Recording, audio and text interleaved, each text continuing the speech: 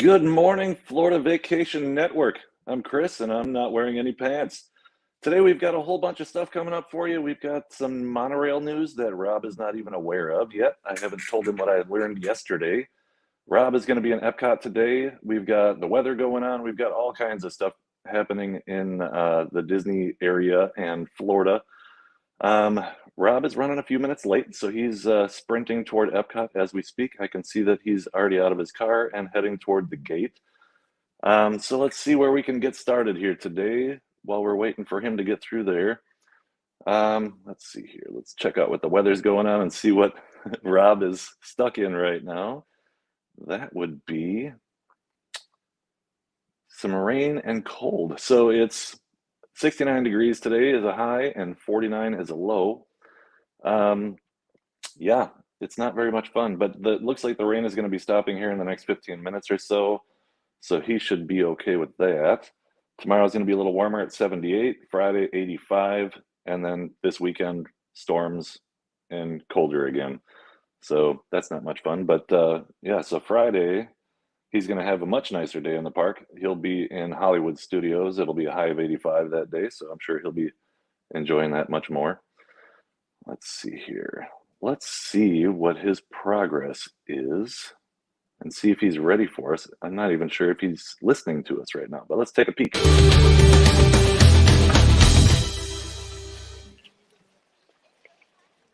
Hey, Rob. Whoa. Whoa, that's new. What's going on? Are you in Australia? Yeah. Oh, there you go. Yeah, it was a practical. Oh, I don't know what's going on. might have to break out the backup gimbal. I don't know.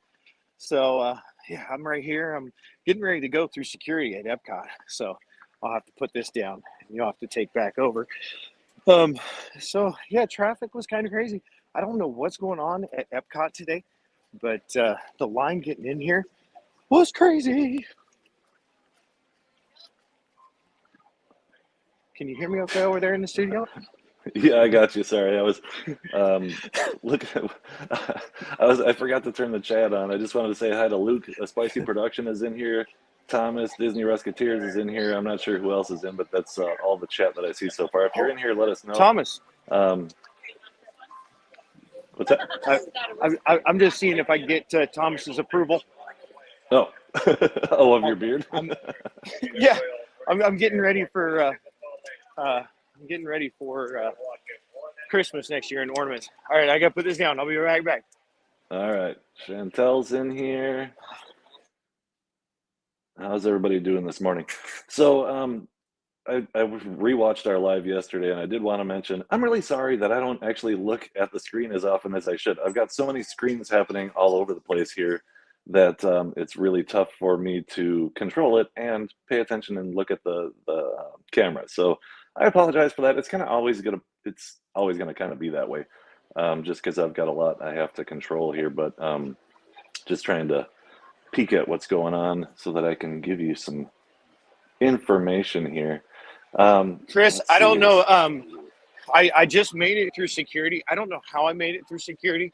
I've got a bag of camera stuff that I'm carrying through, and they just waved me on through. That's like a first time ever. So that just means you're the least threatening person in the line. Apparently. Oh, I'm so disheveled right now. My look at this. I mean, Melanie, I swear, I need Melanie back home. She is out of town right now, and I can't dress myself, apparently. Well, Mary's in the chat, so my wife is representing today. What's up? I've got some monorail news I'm excited for you to hear, Rob. I heard that in the opening as I was sprinting across the parking lot. So I'm totally interested to hear what is going on with the monorail. You know what? So speaking of monorail, hopefully this isn't a spoiler to your news. I was getting on the monorail the other day. I hope you don't spoil my news. No, I'm pretty sure unless your news is fake news. No, then, mine's real, but I'm talking about fake news. I am talking about the fake news. Okay, wait. Does it have something to do with a particular attraction that is in Magic Kingdom? Yes. Okay, never mind. So that's part of my monorail coverage today. Okay, I had I'm gonna confirmation go on ahead. that as well. I'm gonna go ahead and wait on that. Then I'm gonna let you, because it's your breaking news. I got it. I got it. Well, since you're walking in, should I cover it right now? Yeah, let's go ahead. Go ahead and cover that. I'm gonna get into position somewhere here in Epcot. So turn it back to you. All right. Let's see here. So let's jump over to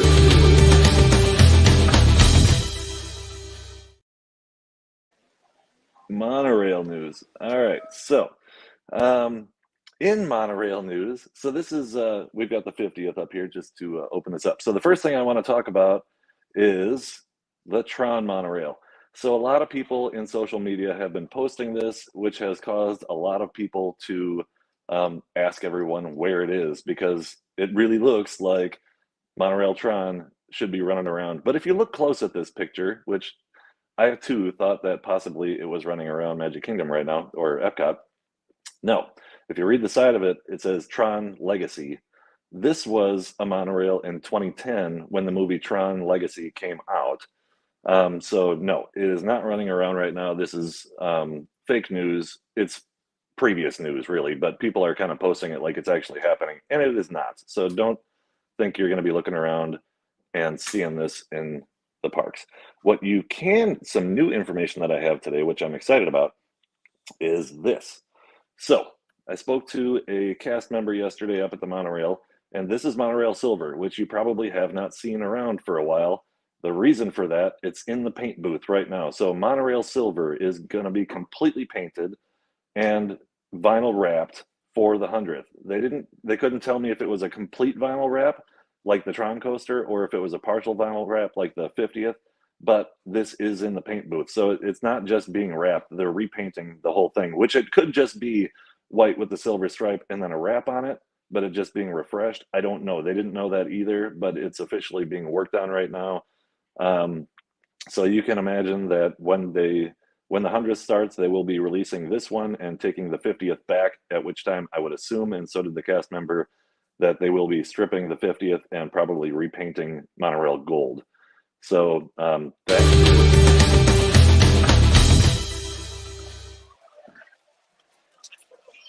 Yeah, I had that same conversation with a monorail employee the other day. I was like, okay. And so I approached it. I don't know how you approached it with him, but I approached it like this. I said, look, I've seen these pictures online, and I'm just wondering, is there a monorail that's wrapped for Tron? And he goes, no. We've got one in the paint booth. Just same news, basically. But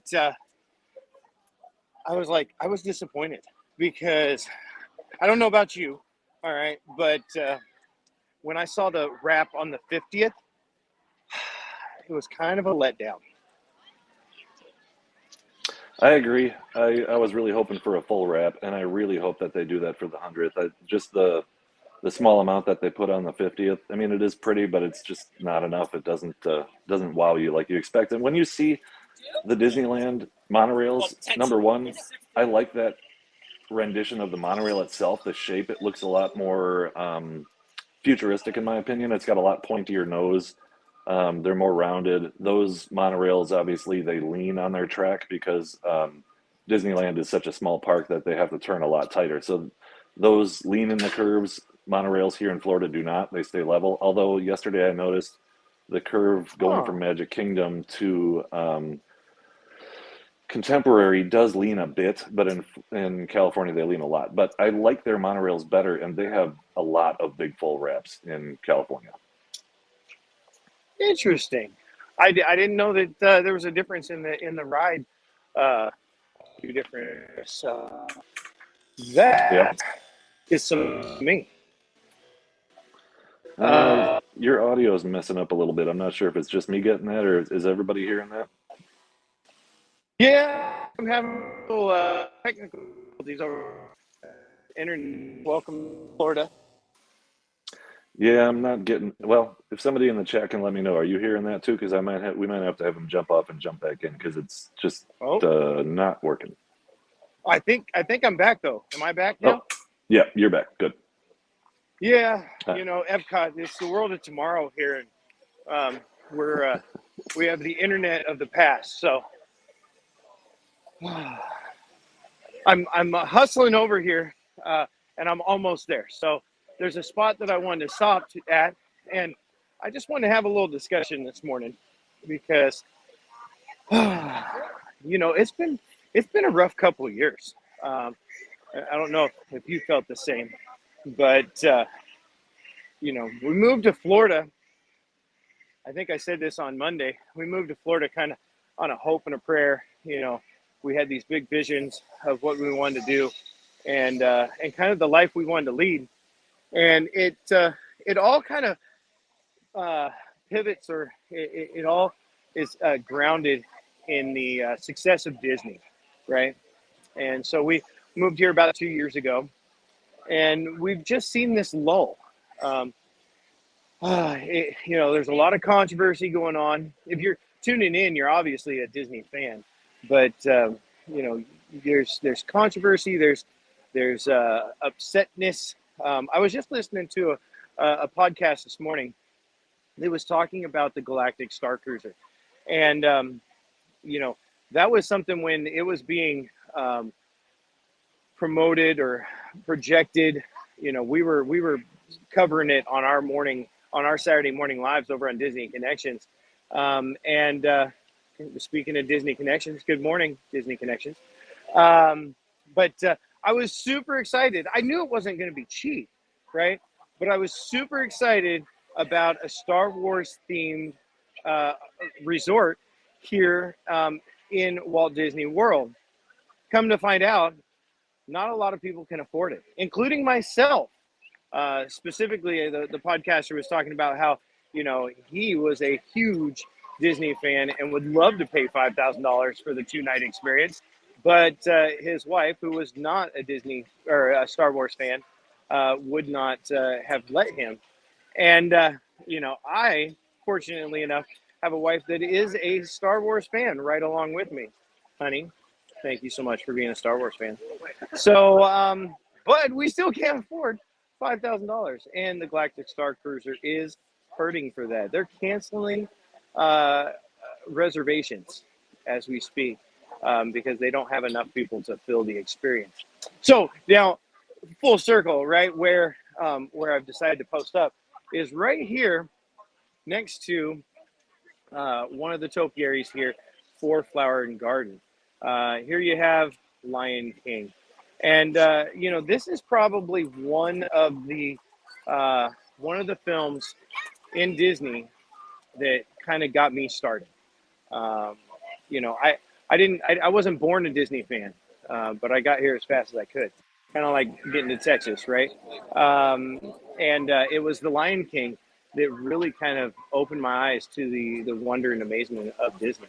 And so I wanted to stop here and just kind of pay tribute.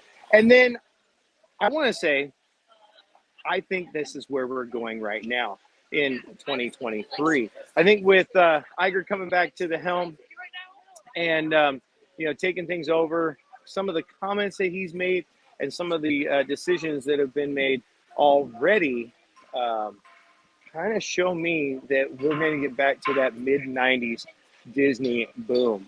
Another thing that I heard on the podcast this morning, and this is some other, kind of breaking news to me, is that Disney, the board, before the new board, so if you're following, you know what I'm talking about, Reedy Creek with, the new board that's taking over. Anyway, the previous board approved in the last minutes before they were done, approved a 5th gate.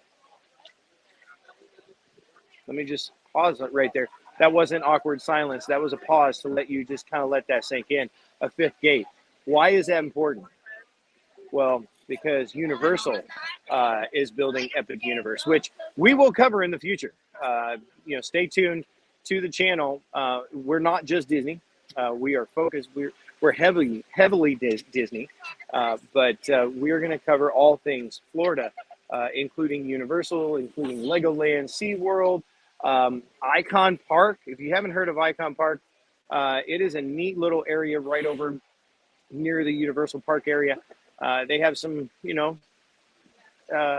specific things to them that I think would be interesting to show you here on this channel, especially if you're coming into Florida for vacation. But we're also going to be covering NASA space launches or spaceship shuttle. No, not shuttles. The space, what do you call it? Rockets? Yeah, rocket launches. So, but we have a love for Disney. So here we are. Welcome in, Susan. Taking your sister to, okay. Well, that sounds like fun. Yeah. Ironically enough, so Susan has taken her sister for a colonoscopy. It just happens to be that for our health and fitness segment today, that Rob will be getting a colonoscopy live on camera today. That's going to be a special camera that we just invested in, but I hope you all enjoy it. Back to you, Rob. You can pull that one up for me, and wow. Okay. Well, let's see, Chris. I'm gonna move around here. I'm gonna head over. I have another little piece of controversy that I'm looking at talking about this morning from Epcot. So we're gonna see how close I can get. If you want to just cover the park hours, I don't know if you have that pulled up yet, but I don't. it's all good. Hey, what'd you think of the new intro this morning? Me? Well, yeah, you're the one, and you in the chat as well. I mean, if you were here for the beginning of the show, you saw that the intro has a little bit of an adjustment to it. What'd you think, though? I like it, especially because it's not going to demonetize us if we ever get monetized. We had a problem with the one that we chose, and so now we had to pivot a little bit. Pivot. Yes, we're the pivot. Oh, there's a monorail. Oh, did you see it? I don't know. If you did. Saw it. It was the black and red. Yep. Now that you got me on the spot, I can't remember where I found that yesterday. It's me having the colonoscopy later, so I feel like it's me right now, though. Oh wait. No, so that was I'll tell you what, the intro was about a 1 o'clock last night fix and run through. So gotcha. Yeah, not getting much sleep over here in Florida as of recently. All right, I'm ready for you. Susan, we'll keep that little secret to ourselves. All right, so Chris, you're going to tell us what is the park hours here at Walt Disney World today. All right, we'll catch back up with you in just a second. Okay.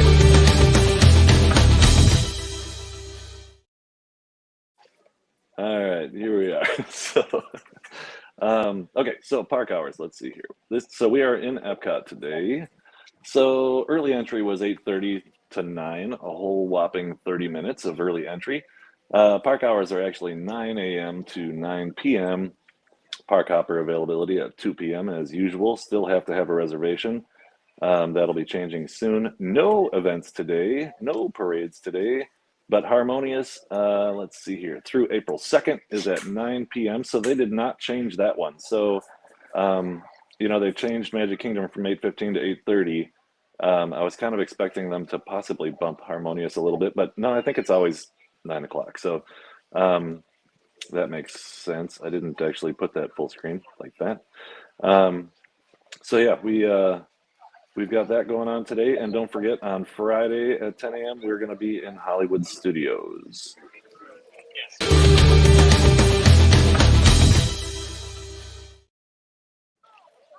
All right. Well, you know what? You must have been reading my mind, actually, because Harmonious was the next thing on my list to talk about. I don't know about y'all, but Harmonious is a love-hate relationship for me. So when this was announced and we were covering it on our morning show, I was really excited. Oh, we're gonna go over and check out Park Hopper Choppers real quick. This segment is sponsored by Park Hopper Choppers. So when this was being released, I was super excited. and I've said this before, but if you've ever seen World of Color over at Disney California Adventure, you know what I'm talking about. That was the most epic show ever, and I I watched it like 2 or 3 times the year that it opened in one trip to Disney. We just kept going back. Like I didn't go watch Fantasmic. I didn't go watch the fireworks at Magic Kingdom. I just went back like 3 times in a row to watch World of Color. And so when this show was being released at Epcot, I thought this is going to be a World of Color show. It's got to be. And I'll tell you what, the first time I saw it, I was not impressed. I was not impressed in the least. I watched it from over between Britain and France on the bridge. I thought I had a great spot, and it wasn't. I couldn't see anything. I thought it was choppy. I thought that it didn't really tell a story, and it was really hard for me to get involved. I listened to some commentary, and some people really loved it. There was other people that really hated it. I was just like, I don't know why we spent the amount of money that we spent. Now, you heard Chris say April 2nd is the last of the Harmonious show. And there it is. So we're getting one of our last looks at Harmonious here in Epcot. Now, I have to say that a few weeks ago, Pete McDevitt was in town, and I came to Epcot to hang out with Pete for the evening, and we ended up seeing Harmonious, and we saw it from right about this area right here, okay? And I developed a new appreciation for the show. Technically, it is probably the most technical show that Disney does, as far as the projection on the water, the fountains, the fireworks, the multiple screens, the 360-degree viewing platforms. I mean, it's a very technical show. Seeing it from this angle, I totally appreciate, and actually, I loved the show. So it only took me about a year and a half to change my opinion on this show, and I'm kind of sad to see it go. Like I wouldn't mind giving it like one more shot, and seeing it a few times here at Epcot. But I am not really sad that these are going to be moving, because they kind of take up the view here of the World Showcase, and it would be nice to see America and Japan and Italy again over here from Port of Entry. I don't know, Chris, what do you think about Harmonious? I'm in the same boat with you. I saw it once and didn't love it. Saw it from the right position and did love it. I think it's an amazing show. I really was disappointed. I mean, when they pitched this to everybody, they kind of made it look like you wouldn't even see those things because they were going to be covered with fountains completely, which would have been cool. But it ended up looking like they just sprung a leak when they would run them during the day. They did it for a while.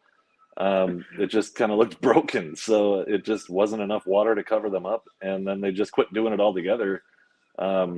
So yeah, I really love the show, but it's not the best location for that particular show, and unfortunately it's so big they really can't use it anywhere else or have a big enough crowd to support the cost of it.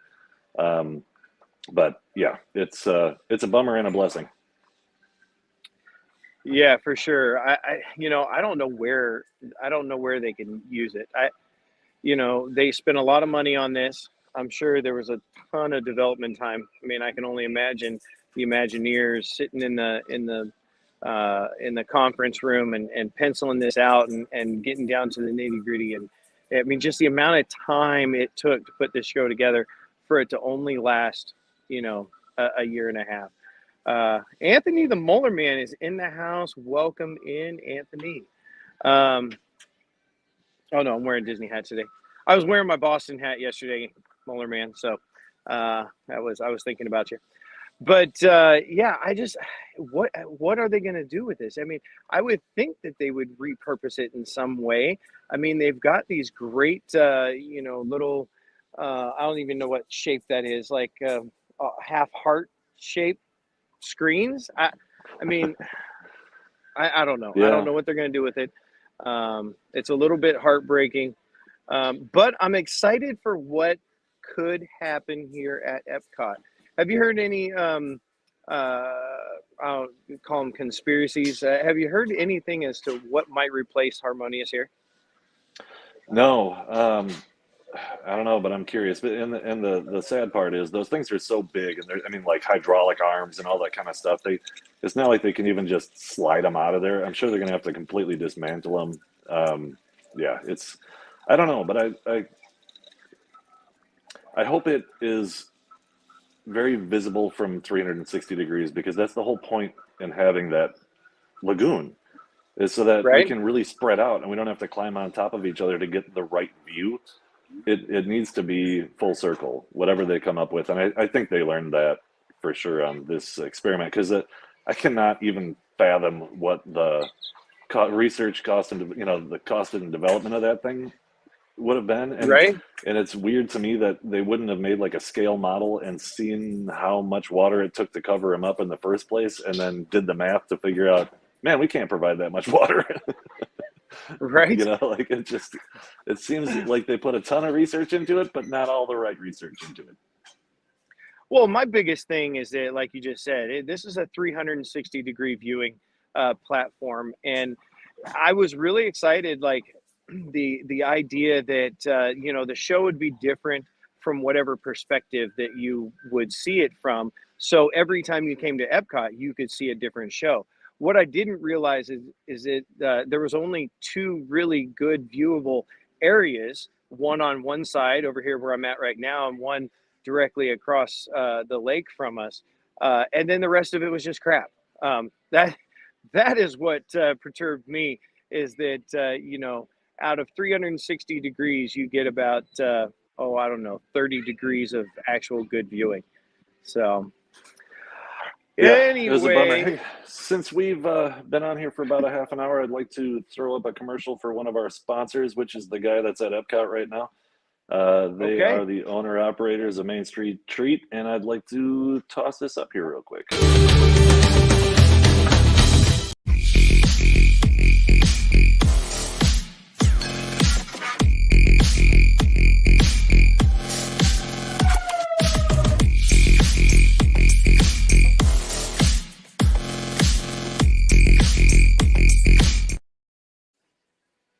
Hey, thank you for putting up the version that didn't have me saying we're the new owners of Main Street Treat. Because we've been around for a little bit now. I've got your back. That's why I'm not going to be running any commercials that I have either, because we're both going to be redoing those, his Main Street Treat, and we need a Park Hopper Chopper commercial and all that kind of stuff, because we all are here trying to make a living, and so we need to up our commercial game. Yeah, exactly. We will be. We're going to be producing that. One of us happens to be in film school, and so we're gonna be doing some new commercials, new films for the businesses. Your point. Anyway, I was trying to figure out, what are you pointing at? Oh, you're pointing. I'm in film school. Yeah.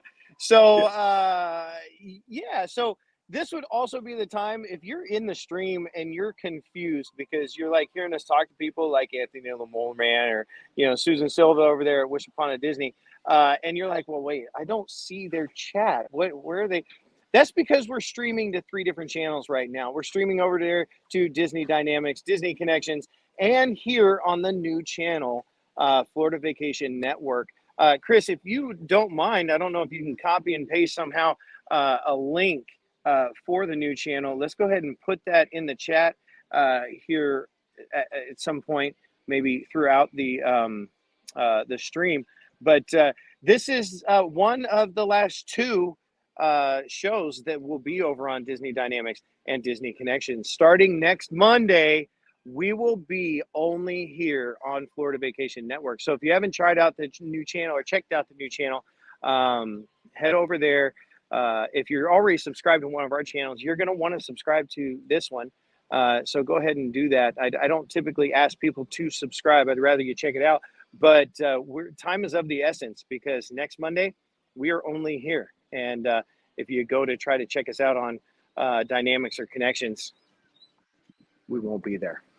So I'd like to disappoint you early and explain that that's above my pay grade to put that link in there, because I have so many things open. I'm nervous I'm going to click something closed. But if Luke, maybe you could throw that link in there for me, I'd really appreciate it. But I would like to say, for the first time, we both have this channel with all the words spelt right. So Florida Vacation Network. It's very easy to find. We don't have any fancy spelling in there this time. So yeah, you should be able to locate that pretty quick. Right. I will and get better at this too. Yeah, we're all going to get better.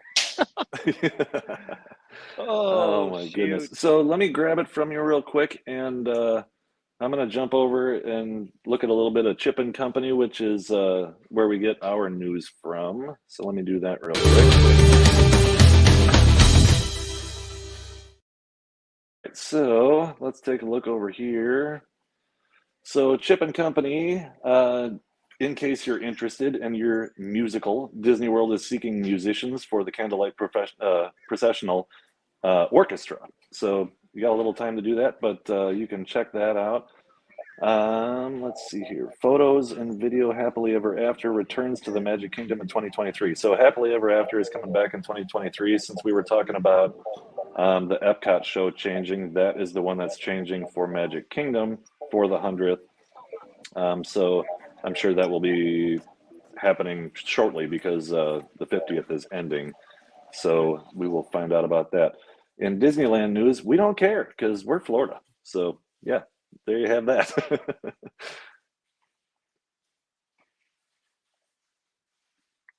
Thinking about that on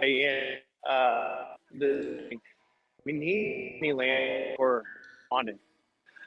If you be pop street from Walt Disney World, and you to be in California. Hey Rob, I gotta stop you. Your microphone's doing that again. Oh, maybe here we go.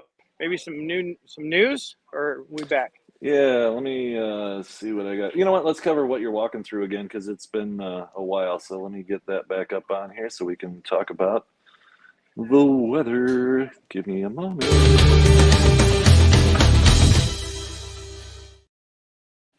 All right. So Rob is wearing a coat right now, as you can see in the stream, because it's only 69 degrees. They're at Epcot, and it's rainy and windy, 13-mile-an-hour winds, low of 49 degrees tonight. But tomorrow and Friday are going to warm up and warm up again. So the next stream that you see from Hollywood Studios on Friday at 10 a.m. Eastern will be a much nicer day. And let's see what we have going on here on the radar. So it looks like pretty much everything rain-wise is done now, and it should be clear for the rest of the day, so Rob can finally stop whining about the weather, and we can just watch him freeze instead of being wet and frozen.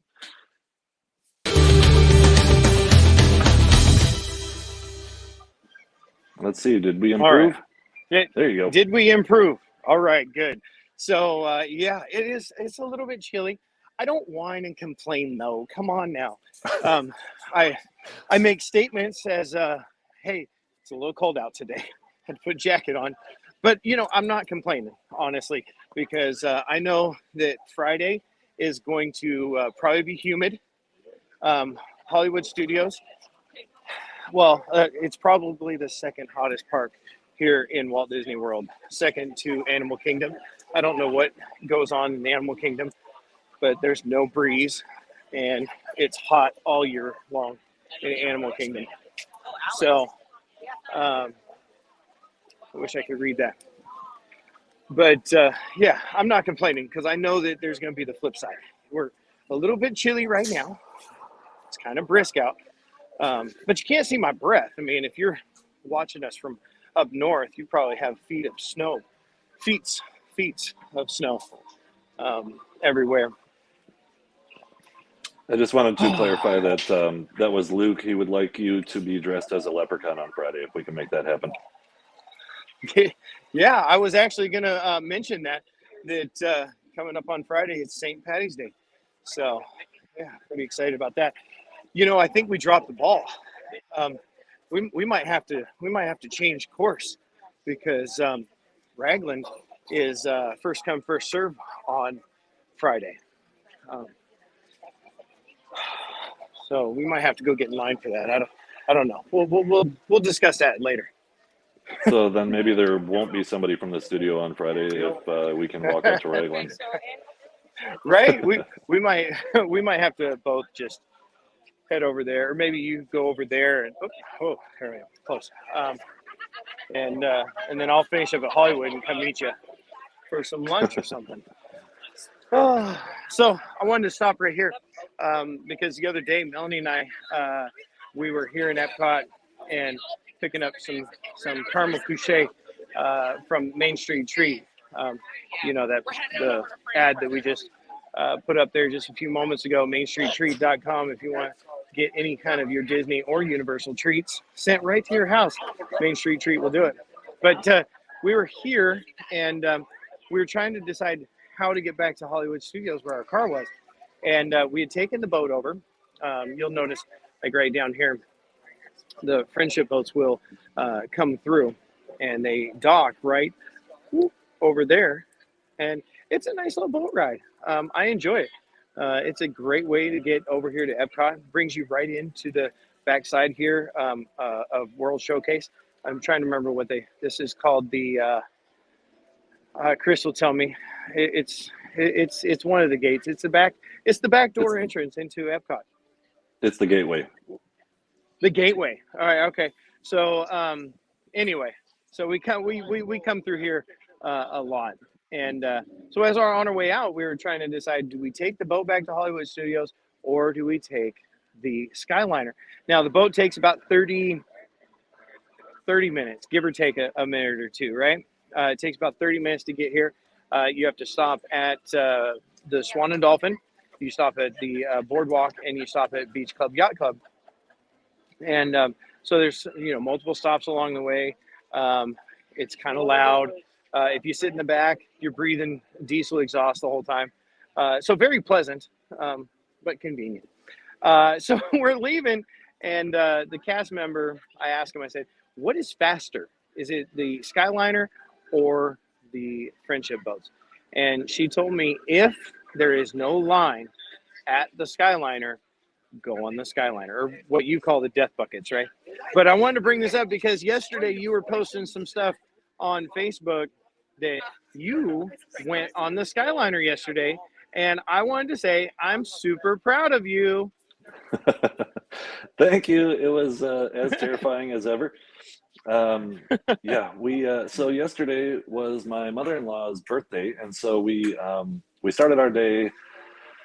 Let's see, we had lunch at Morimoto, and then we drove from Disney Springs to Yacht and Beach Club. We parked there. We walked down to the International Gateway where he is standing right now and jumped on the death buckets. And so we took them to the transfer station at Caribbean Beach and jumped on another Skyliner and went to Art of Animation for a cupcake. From there, we tried a bunch of different transportation. So we jumped on a bus and took the bus to Magic Kingdom so that we could then go on a monorail and went around to the Grand Floridian and walked around in there to check out all of the new chocolate sculptures that are, chocolate eggs and stuff like that they paint and all that kind of fun stuff, which was really nice. And then we took how did we leave there? We took the bus from there we took the monorail from there back to Magic Kingdom, took a bus from there and went back to Yacht and Beach Club and had a fantastic day. But yeah, everything at the Grand Floridian is beautiful. They had the guy playing the grand piano in there, and it was a very nice time. And the whole time, my mother-in-law had a Park Hopper Chopper scooter and did all the transfers and everything went really smoothly. So that was a great time, and she seemed to enjoy it a lot.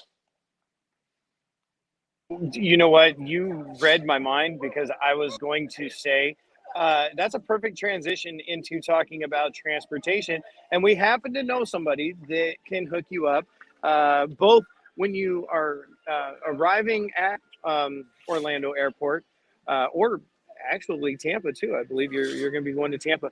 If you're coming into Florida for vacation and you're going to be in this Orlando area, you can hit up parkhopperchopper.com where you can message Chris right there, 407-989-9618. Just give him a call or a text over there. Hopefully he'll answer your call, but he'll definitely answer a text for sure. No, you anyway. Uh, but you can get a ride from the airport or wherever you want to go. You can get a ride from your resort back to the airport. Shoot, he might even take you to the grocery store. I don't know. But when you're here, if you want a mobility scooter, this is the best place in Orlando to get a mobility scooter. The service, the people, the scooter itself. I love the scooter. Started with 007. You've got how many scooters do you have now, Chris? We have 11 now, and there's one that's not in here yet. So we finally just acquired our first zero-turn power chair. So those are the ones that are actually operated with a joystick. I don't have a picture in here of it yet. We are stickering it up and all that kind of stuff today. So I'll be able to add that in here soon. But yeah, so that one is just joystick driven, and Spitney turns in on its own size. Like it's amazingly maneuverable. So the other ones that we have a bunch of, so the Little Scoot three-wheeler is the most maneuverable of the regular style scooters. The Little Scoot four-wheeler is not quite as, doesn't turn quite as tight, but it's a little bit more stable feeling for people that aren't used to riding scooters. And then you start getting into the bigger ones. We've got the Champ four-wheeler, which has a battery life of forever, basically. It feels like you can definitely go a long, long time on these scooters. And then if you really want to get crazy, you can get the Harley Davidson, which is full suspension and blinkers and the biggest, comfiest seat, but they don't turn quite as tight. So if you want to go through all of the cues, this may not want to be your option, but we talk about all that kind of stuff when you contact us to rent a scooter. And like you said, we also have a luxury car service. So we pick you up from the airport, take you to your cruise or take you to your park or your resort and take you back. If you need to stop at a grocery store or a liquor store, we can do that too.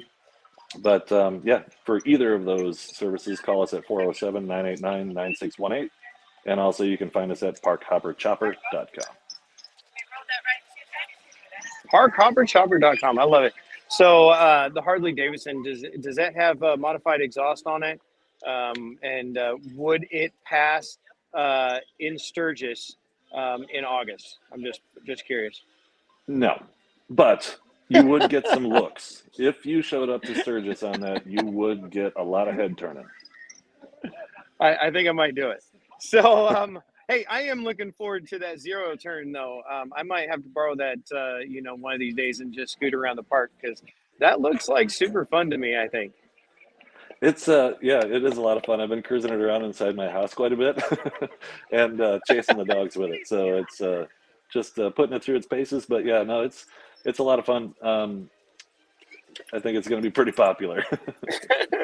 I love it. I love it. So I posted up over here. Actually, I'm just on the other side of the bridge from where I was the last time. Right there is Harmonious, the big circle, and you'll notice something about it. It's not a circle over here. So where they project the image into the circle, you can't see over here.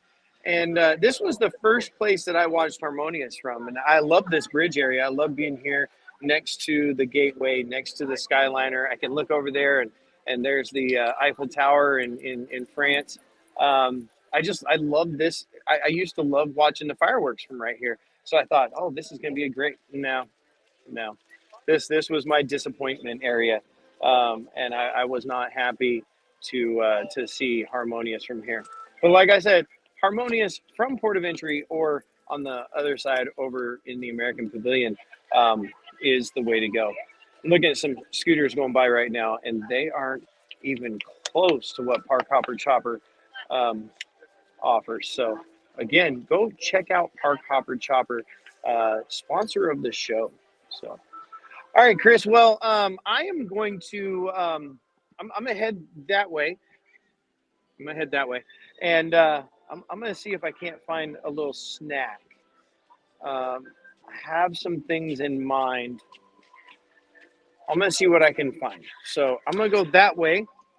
While you're walking that way, I'm going to throw up a slide that maybe you can talk about because you have much more information about this than I do. But as you're on your way, because we're getting toward the end of the hour, we got to kind of take care of some of the housekeeping and stuff. So let me throw this up and just let you go after it. All right. Well, so notjustcruising.com, Florida Vacation Network. Obviously, we are a channel that is about taking a vacation to Florida. I mean, we kind of moved here to Paradise because we want a vacation 365 days out of the year, and Florida is the place to do it. But if you don't live in Florida, if you can't live in Florida, you might want to visit here. And notjustcruising.com is Melanie and I's travel agency. We can book your trip. She is amazing, by the way. She is amazing at booking travel, getting you the right accommodations, helping you make decisions, and most importantly, waiting on hold. Now, I understand in this new era of smartphones and computers and internet and all of that, you can book your own travel.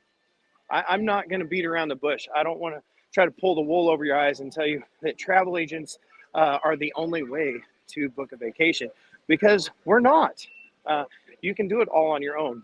But especially if you're going to do a Disney vacation, there is going to be a moment in time where you're going to spend hours on hold waiting for a customer service representative to come and answer your question that was probably hidden in the bottom left-hand corner of a website somewhere. So using a travel agent will help that whole time. Also, I will tell you that you can go to any cruise line and you can book right from their website. A lot of times you can book on the cruise that you're on because they offer great deals. But one of the things that you will benefit with by getting a travel agent to book your vacation is that you'll get extras. You'll get extra onboard credit. You might get, a turn down service. Maybe you'll get, a dinner with the captain. There's all sorts of fun extras that you can get through a travel agent that you cannot get on your own. So getting to a destination, booking your hotel, researching the tourist attractions that are around where you're going to be traveling to, you can do all that on your own. But it's the extras, the stuff that that you can't get, that benefits by going through a travel agent. And like I said, my wife, Melanie, is amazing at waiting on hold and then getting the questions answered and getting back to you. We have somebody that's booking a cruise right now. Actually, she's been in the process of it. It's already been booked. But they are doing, I'm trying to remember the cruise line, but it's going to be a Mediterranean cruise. And they called over the other day and they said, hey, we just noticed that one of our excursions was canceled, and that took some of the benefit away. And Melanie was like, hold the phone. So she got online, on the horn, contacted the cruise line and got that fixed for them. So, the people didn't have to worry about missing out on things. And yeah, so check it out, notjustcruising.com for all of your travel needs.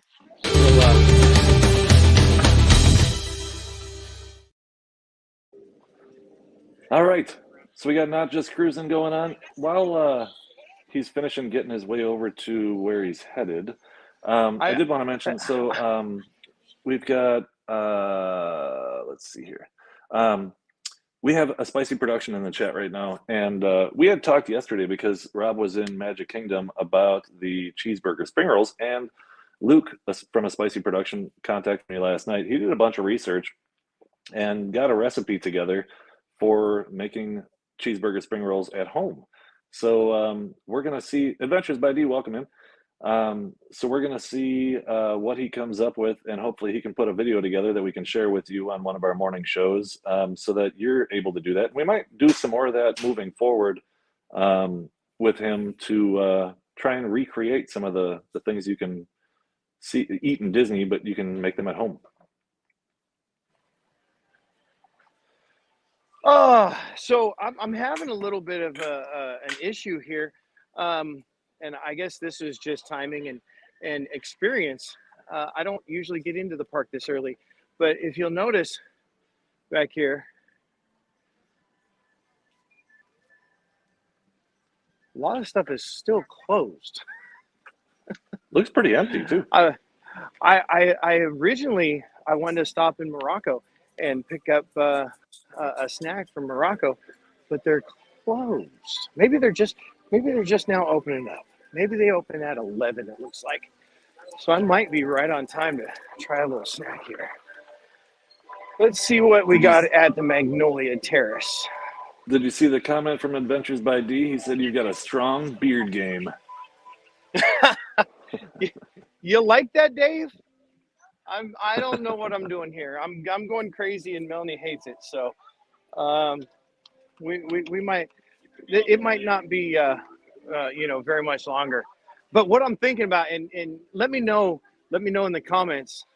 I'm thinking of going to be going live one of these mornings from the beard shop in Disney Springs. What do you think? Maybe we'll let it get a little bit more out of control. I think I'm gonna come over here. I think I'm gonna do some. Yep, that's what I'm gonna do. All right, so I'm gonna check out Magnolia Terrace here because it's open, and I'm here, and I want to get at least one snack in before the hour here. Absolutely, that sounds good to me. He said you look a little Letterman-esque. I remember the first time I saw Letterman after he grew his beard. I was like, what in the world? Because I watched that guy growing up like every night. So, all right.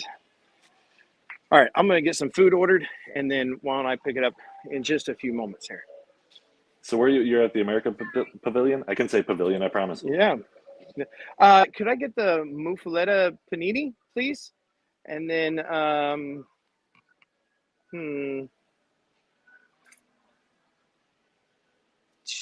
what? You know, I'm gonna do the banana Foster bread pudding and a bottle of water. All right. Wow, getting breakfast.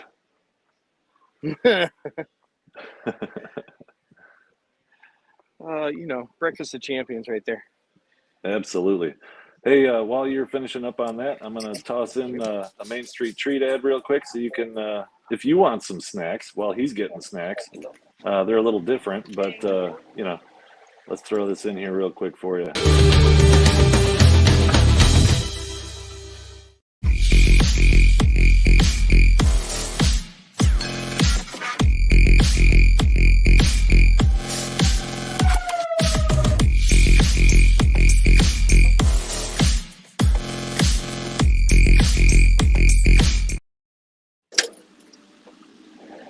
Oh, I'm back on here. It's cool. Just look at the sky for a minute. I'm gonna find a place to post up here. I hope my banana Foster is starting to fall out of the bowl. Hopefully I make it. It's all good. We're gonna make it.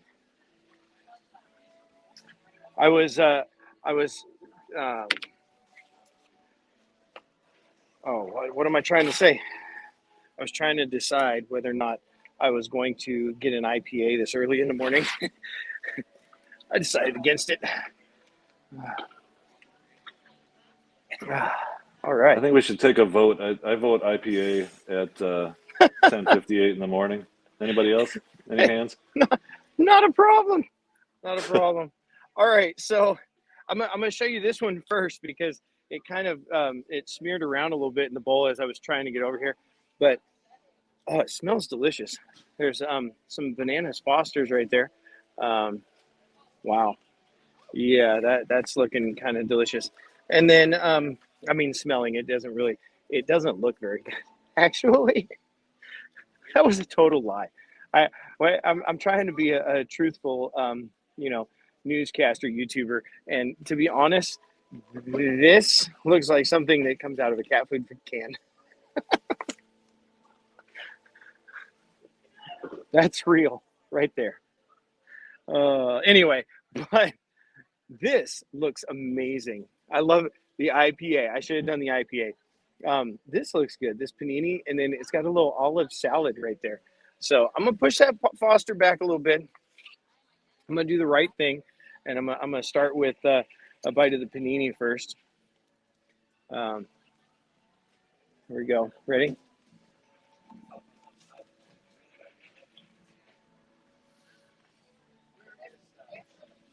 Hmm.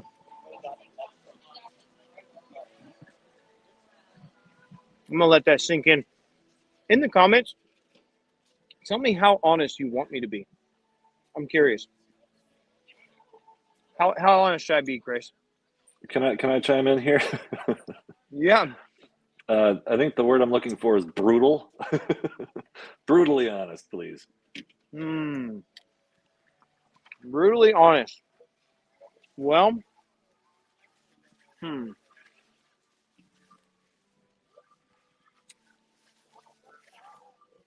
it's not bad. So let's start there. If I'm in the park, sorry, I looked up at the flower bed. I thought there were guests pulling flowers, but no, they actually work here. Brutally honest is it. I'm thinking, yeah, I'm in the park. I need to grab something to eat. You know what? I'll stop by and pick this up. But it's not like amazing. It's not amazing. Like it's just a panini sandwich.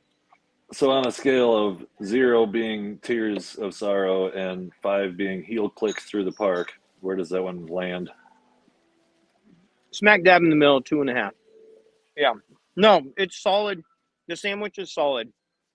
I wouldn't talk bad about it, but like I'm not gonna leave today and go, oh, I can't wait to have another panini when I come back to Epcot. That's just honesty right there. Now, I will say though that this is a way more pleasant to sit down and have a little treat, a little snack, and it's not 85 degrees with 102% humidity. So that's good. All right. Let's taste this olive salad. I love olives. I love green olives. There's red olives. It looks like there's onions and some peppers in here. That does look good. Is it? So is it served cold or warm? I'll let you know right now.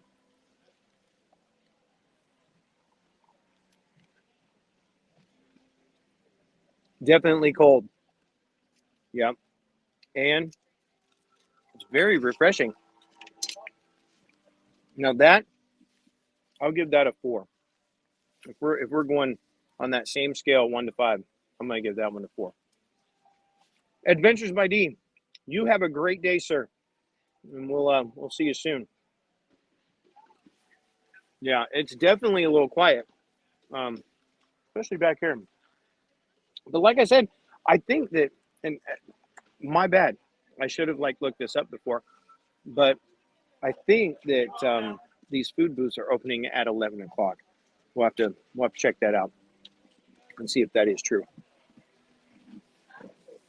So, all right, I'm gonna take that bite right there. I'm gonna move on, I'm going to taste the banana Foster because we're going to reset a little bit and come back to the beginning and do the second half right after I try these banana Fosters. I would like to say I'm proud of you this morning. I know we're only halfway through the snacks, but so far you have not had any free samples on your beard, so congratulations on that.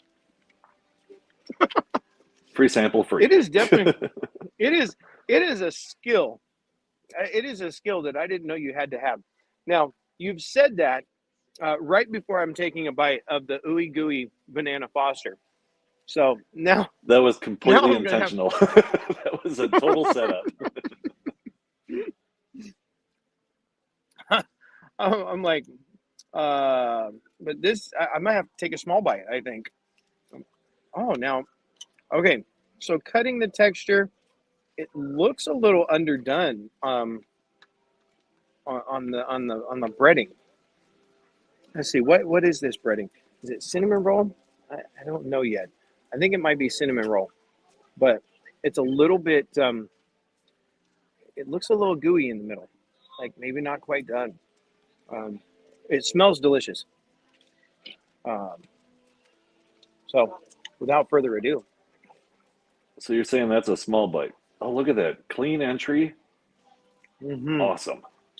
Mm. Mm. I spoke too soon. You got a little nugget of fantasticness. I do, huh? I appreciate you, keeping an eye out for me. Okay. What All are right. friends for but to point out small flaws? Hey, you know what? I would much rather you say, hey, yo, you got a boogie. Okay, take care of it. Than to just let it go and then like I go into the restroom or something, look in the mirror and go, why didn't you tell me I had a boogie? Like for real. Seriously? Yeah, we definitely have to have each other's back when it comes to that. All right, so are you crying with sorrow or are you heel clicking? I'm gonna heel click the banana Foster. The flavor on it, it's not like because make the which I'm trying. Banana has I gotta stop you again, Rob. Uh-oh. You gotta echo again. So this is the perfect time. So we will get your actual review of that when we come back. We're going to reset the show. We're just past the hour. Let me just fire up the intro and we can kind of reset what we got going on here.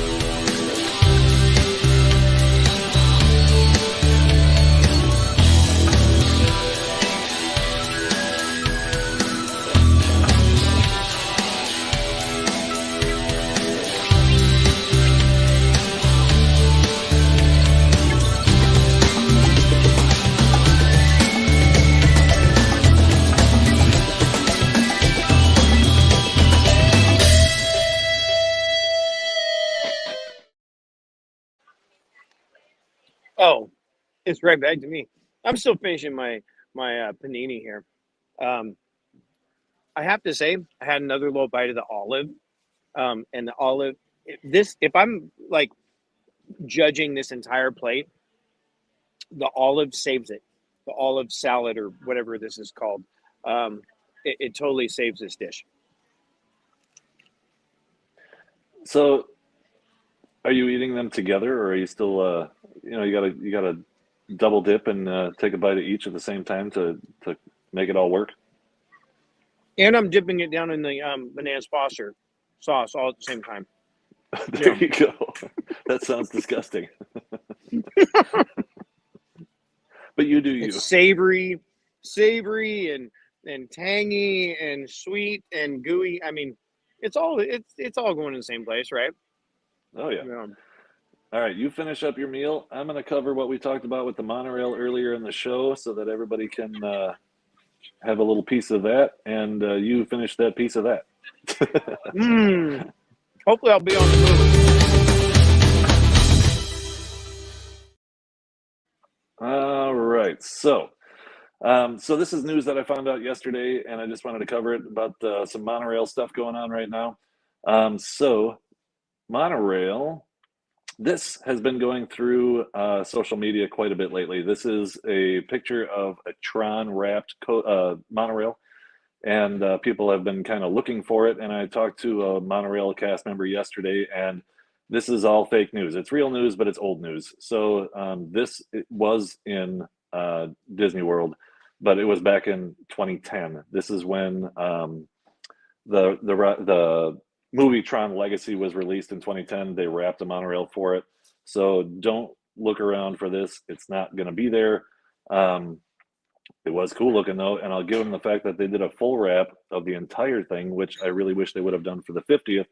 And that moves us into the new actual news, which is Monorail Silver. So Monorail Silver has been missing for a while, and I found out from the cast member yesterday that Monorail Silver is in the paint booth. So no one is very clear, well, willing to talk about it at least, whether they're going to do a full wrap on this or not, but it is being painted. So I'm assuming they're repainting the white and the silver. And then he said that it's going to be going in for a wrap. So I don't know if that's a full wrap or a partial wrap like the current 50th, but they are getting it ready for the Disney 100. So when they remove the Disney 100, or when they remove the Disney 50th, they're going to be putting this one back on the track with it all wrapped up for Disney 100. And then I believe they'll be taking the Disney 50th, which is gold, and taking that back to the paint booth to remove the wrap and possibly repaint that one in a fresh coat of white and gold. So hopefully that is the case. But I was excited about that because I'm really hoping they do a full wrap for the 100th. And I'm really hoping it's a lot of purple and that chrome. I know they're calling it platinum, but let's be realistic. It's chrome. So hopefully they do that. And I'm really hoping that they do something with the castle, because an overlay of the 100th with that purple and chrome would be pretty darn amazing for that. Now let's go see what Rob, his final analysis of his snack are.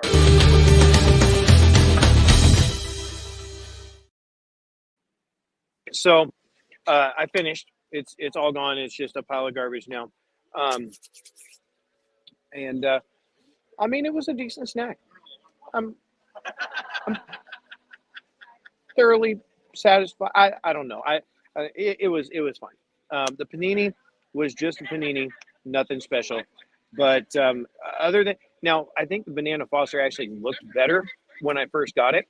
But because I was kind of holding everything, trying to get over here to the table, it kind of slid in the bowl.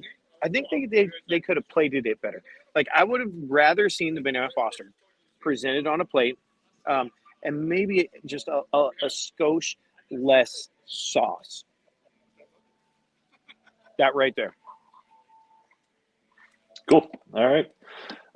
So since this is our first broadcast from Epcot, since it's all changed over and we're in Flower and Garden right now, I'm hoping maybe, Rob, you could bring us to some topiaries and some flower areas, you know how they do that around the lagoon and stuff like that, and maybe share some of that, because let's first check out the dining room table, aka the garden. All right. Well, here we go. Here's the first one, and this is relevant because as you know, Splash Mountain is being rethemed, and here we have Princess Tiana. You see, yep, right there. So Princess Tiana, right here in the American Pavilion, and like I said earlier, the cast members are in there working away to plant some flowers around Tiana to add to that display. All right. I really So like that I'm one. gonna You know, make I think my favorite must be though Kermit and Miss Piggy. I really love that oh setup.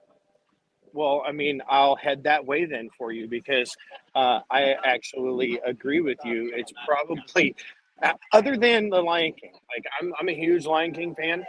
Um, I mean, my all my pets have always been named after the Lion King, except for my current dog, um, Bentley. We got Bentley. We rehomed him. He was a year and a half old, and I wasn't going to change his name because he already had a name, and it fit a Disney movie. It was a stretch, but his name is Bentley, and there is a character in the second Cars movie named Bentley. So we didn't change his name for that reason. But I think, yeah, let's go this way.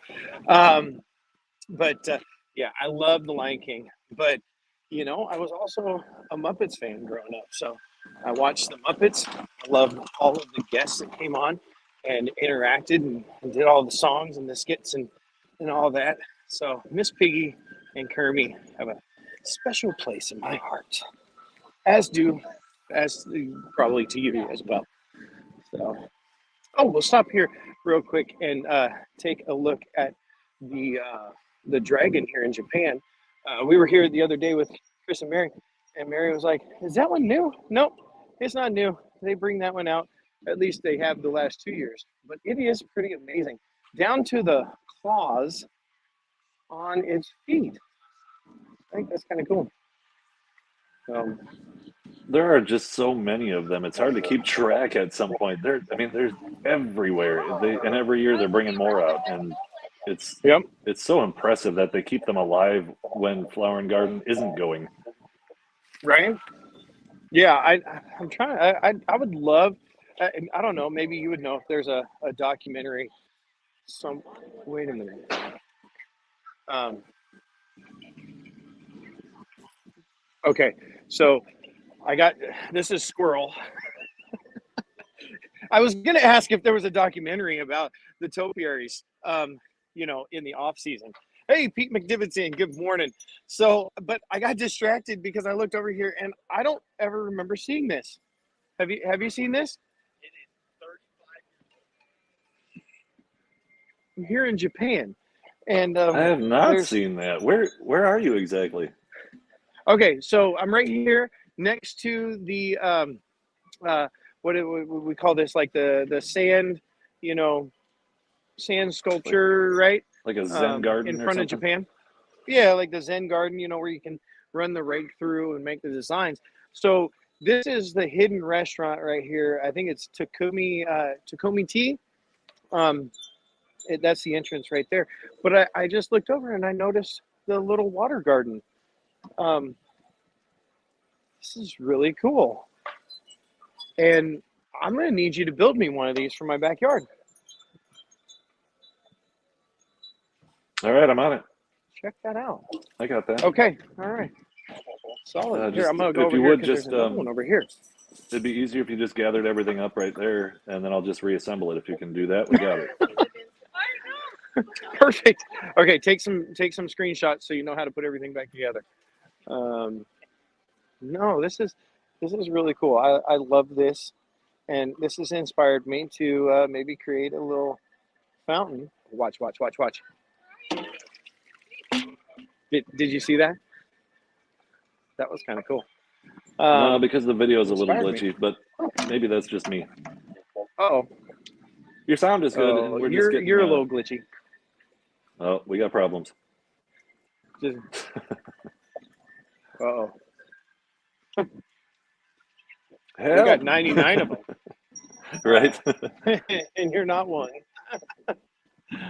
Oh, all right. Well, I don't know what's happening. Maybe they don't have very good Wi-Fi or something in Japan. So I'm gonna That's weird because I've always heard good continue things on my about Japan's way. Wi-Fi. I don't know. So we're headed over to the topiary of Kermit and Miss Piggy, and like I was saying, I really enjoy the Muppets. And this one is just really cool. Um, it definitely fits like the the characters, and I'll explain why here in just a minute. But yeah, it definitely tells the story. You don't have to know anything about the Muppets to understand the relationship between Miss Piggy and Kermit. Coming up here in this topiary, I think it's right around this corner up here. Pretty sure. Or yeah, yep, I see it. We're almost there. So we're walking through Morocco right now, and I was gonna stop here and get a snack on the way in, but it was closed as we walked by. So I did not stop here, and maybe next time. So, how y'all doing today, by the way? What's your plans for the day, Chris? I'm doing it. I'm staying. Well, actually, I'll explain why I'm doing it while you're working your way over there. Let me throw the weather up, and that'll explain why I'm not doing anything today.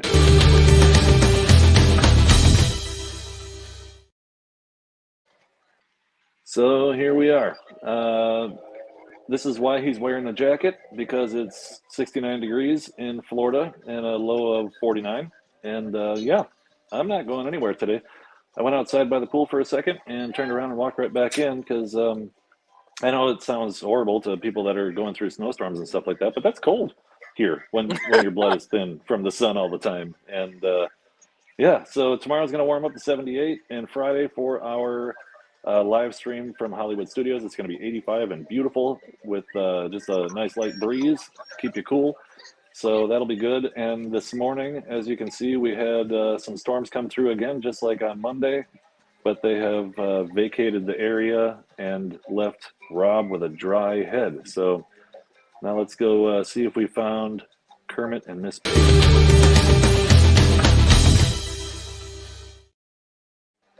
Yeah, as I was driving in this morning, it looked ominous over the parks, and I was like, you know what?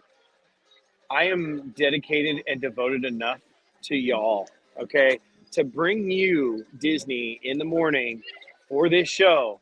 I'm gonna go out there. I didn't pick up my umbrella again. So anyway, so here it is, y'all. Now, I mean, obviously, like pigs are bigger than frogs, but if you just notice, just look at the character that's in this topiary. You got Miss Piggy sitting up high on her luggage, and she has a lot of luggage, right? Probably a very materialistic character, right? I mean, she's got the shoes, she's got the dress, she's got the pearls, she's got the covers on her arms. She is all of that, right? Then you got Kermit.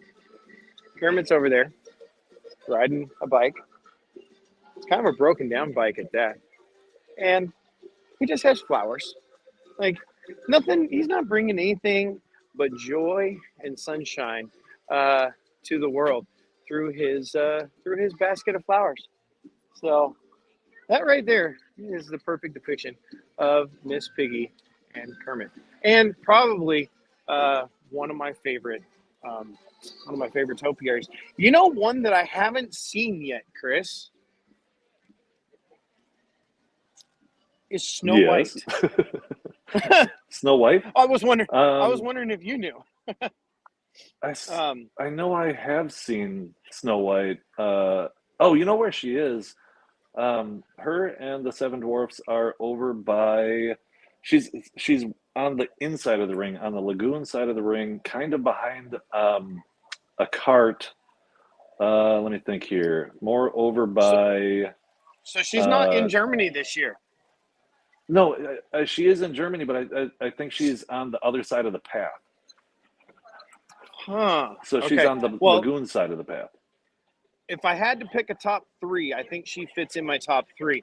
So I'm going to kind of head that way towards Germany and see if we can't see a little bit of Snow White and the Seven Dwarfs. Hopefully she's out. I haven't seen it yet this year. Yeah, I'm pretty sure I just saw her the other day. I might be wrong, but I think she's going to be on your left when you get over there. So, but you got to she's kind of tucked behind a couple of little buildings. Really? You know, like some of the stands over there. Yeah, so keep an eye out for her. All right, well, we're going to head that way. Now, if you could for me, if you could go back and just let people know what the park hours today and give them that little bit of information about the show here in Epcot, that would be glorious. Yeah, let's take a look here. Okay.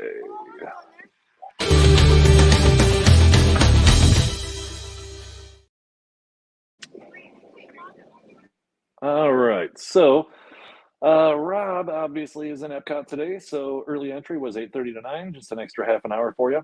Park hours today are 9 a.m. to 9 p.m., and you can park hop after 2, just like normal. Obviously, no parades because it's Epcot.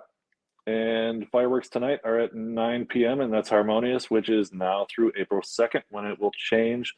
And actually, while I've got you, I just did want to cover what's on the bottom of the screen right now. So if you are watching us and you're watching us from either Disney Dynamics or Disney Connections, know that this will not be simultaneously streamed on all 3 channels anymore next week. So if you enjoy this content, please head over to Park Hopper Chopper on YouTube. No, Park Hopper Chopper. Free advertising. Florida Vacation Network. Let's see if Rob's laughing in the background. Yeah, all right. We'll just slide on past that.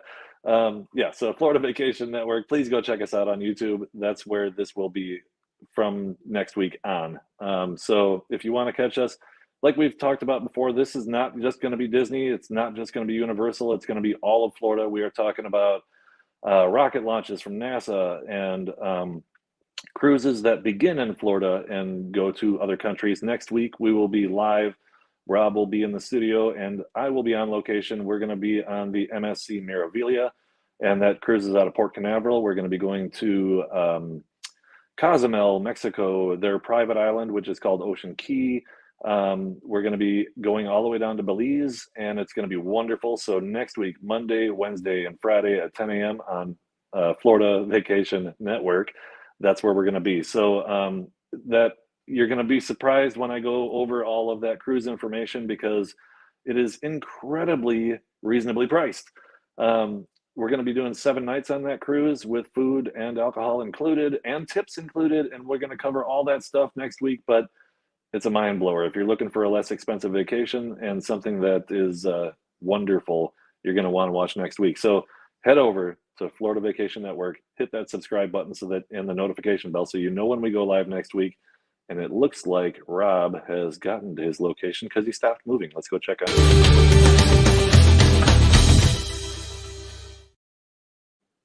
Okay, so I want to stop here. I know Pete was in the channel for a brief moment here. So if you're still here, welcome in again, Pete. We appreciate you.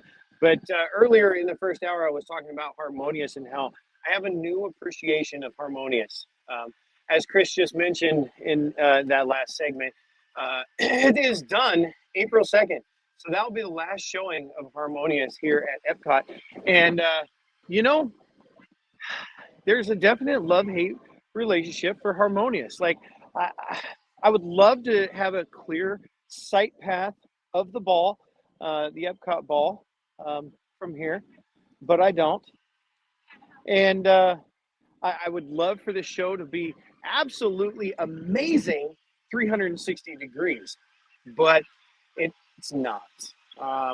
Unfortunately, the Harmonious, to me, now, if you have a different opinion, I'm not telling you you're wrong, because I think that art is very subjective.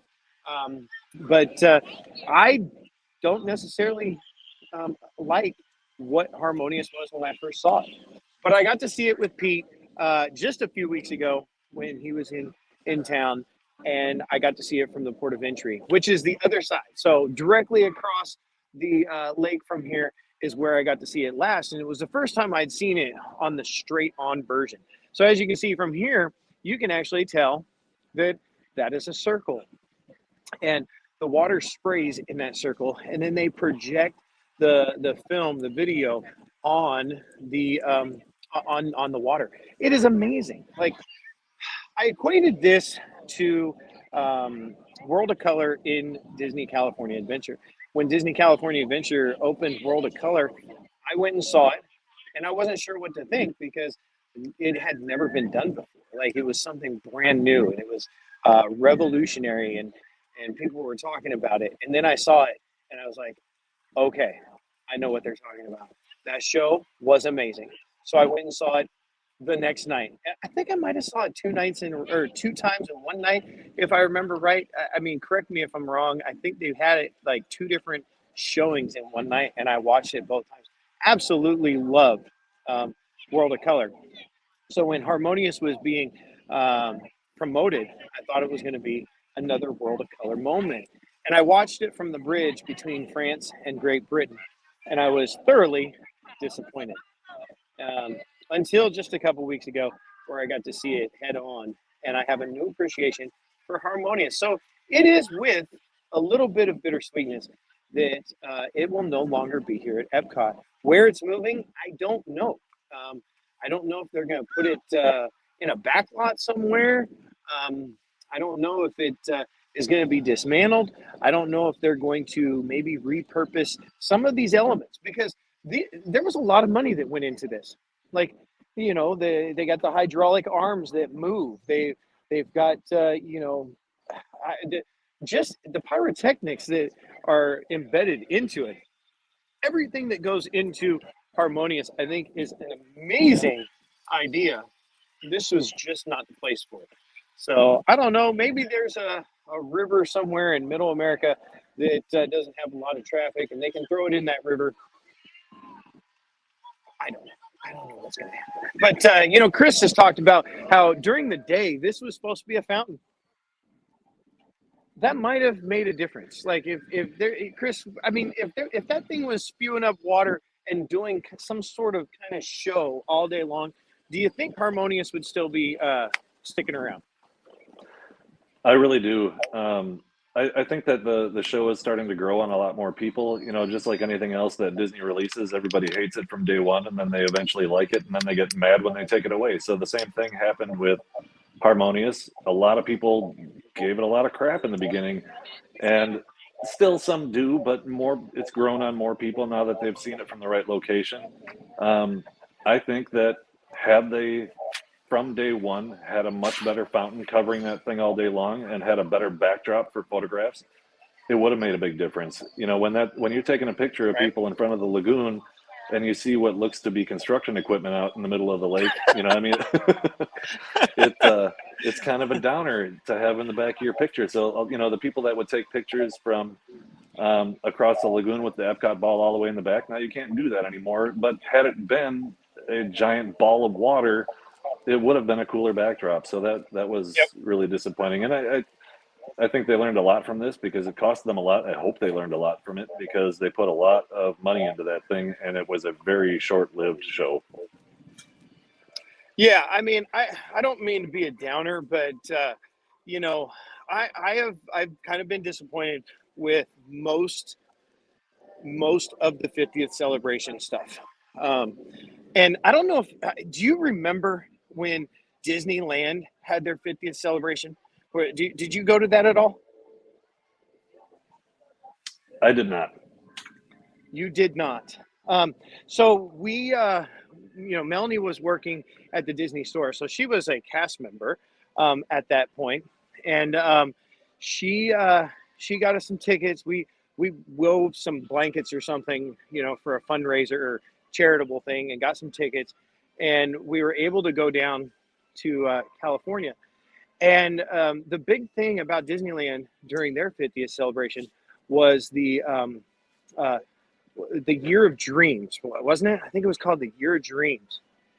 And they were like every day you would be walking through the park and a cast member would come up and just like, here you go. Here's a special ticket to go into this show, or you get an upgrade to the Disneyland hotel, or there was all these things, and I'm not saying that Disney has to give things away to make things perfect or amazing, but the theming of it, like, it was spot on. The merch was spot on. I think that because we come out of the pandemic into the 50th celebration here at Walt Disney World, I think it put a lot of um, constrictions on what they were doing.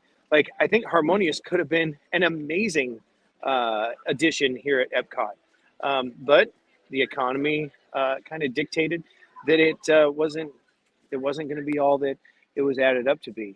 The release of merch. You would go in one day and you would see something that was 50th, and then you'd come back the next day to pick it up, and it wasn't there anymore. And then it wouldn't show up until 3 weeks later, and then it would be there for like a day. So, there was a lot of missteps. The show, it's funny because here Harmonious is leaving Epcot, but they're also changing the fireworks show in Magic Kingdom back to you got it. It was on the tip of my tongue. Was the old show? Yeah, I got it. That one. It's Happily a really Ever good one. After. Happily Ever After. Thank you. So I remember seeing that in 2017, and that was an amazing show. The storyline, the music, the choreography. I mean, everything that went into that show was amazing. And I've seen the fireworks show at Magic Kingdom, and it's a good show. Don't get me wrong. I like it. It's still pretty, but it's not Happily Ever After. And I remember, I think we talked about that when they switched over for the 50th, and you're like, hey, when Happily Ever After took over, everybody was upset because it replaced a really good show. But they're going right back to it. So I think Happily Ever After is a superior show, and I'm glad it's coming back. Actually, last night they had a cast member preview of it, and I was on my way home. I picked Trace up from work. We were driving up home, and we got to the top of a hill, and I look out over to my left, and I saw fireworks, and I was like, oh, there it is. There it is. Happily Ever After is they're doing the rehearsal on it, make sure that they've got everything back up and running. So that was pretty exciting. It was like 11:30 at night, so the park was definitely closed, and they were just doing a run through on that. Yeah. Did you say that was last night? Yes, last night. Yep. Last night was the after hours party till 1 a.m. Oh, is that what it was? That's what that one was. Yep. That was they saw... had that 10 p.m. to 1 a.m. After hours party last night. Okay, that's what I saw the fireworks in. Okay. I did hear that they were practicing fireworks at like 3 a.m. a couple days ago, and I'm sure that's what that one was. But last night, I think, was the after hours event. Got it. Okay. Well, I stand corrected then. Speaking of standing, here is Snow White standing right where you told me she was going to be. So this, I have to say, top three. I'm not like a huge Snow White fan, but this topiary I'm a huge fan of. And, here's Snow White and Dopey. And I just love that right there. Did you know that one of Melanie's old assistant principals was related to the creator of Dopey? I didn't know if you knew that. I think Chris might have stepped out for a second. All right. So, no, and then here's I was the just ignoring you. Oh, is that what it was? So yeah, we actually we picked up a Dopey character for her one time because I think it was her uncle or something was the artist who created Dopey. All right. Well, we're going to continue making it around and see what other topiaries. There's another one I want to stop and see. I haven't seen this one yet, but I know it's going to be your favorite for sure.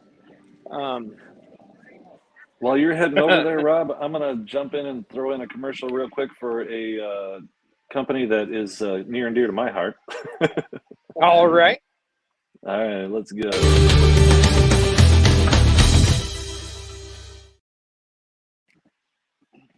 All right, so Park Hopper Choppers. Mary and I started this company this year. This handles all of your mobility scooter rental needs. I mean, look at that right there on the sign, Central Florida's best mobility scooter rental company. And that is a direct quote from my mother. So that makes it legally binding and I can put it on our ad. So yeah, 407-989-9618. Pete is in the chat right now. He was a recipient of one of our scooters and I think that he enjoyed it. Check out parkhopperchopper.com. We've got starting with the smallest little scoot three-wheeler. All the prices are online at parkhopperchopper.com, but just to show you some of the options, we've got the little scoot three-wheeler, the little scoot four-wheeler, which is a little bit more stable if you're not used to being on these. Moving up to the Champ four-wheeler, this is the one that Pete was using, 007, and it turns nice and tight for the size of it, and it runs forever on those batteries. And then the creme de la creme, the Harley Davidson, full suspension, blinkers, everything. It is awesome. And also, if you need any rides from, let's say, the MCO, Orlando Airport, or heading to a cruise. Sorry, I got flustered. If you're heading to a cruise, you're heading to the parks, you're heading to your resort, we do all of that. We have a car service and a truck if you carry more luggage than the average person. We have a Ram 1500 crew cab that'll hold all of your luggage. So check out Park Hopper Choppers for that. And let's see if Rob is moving in closer to his destination.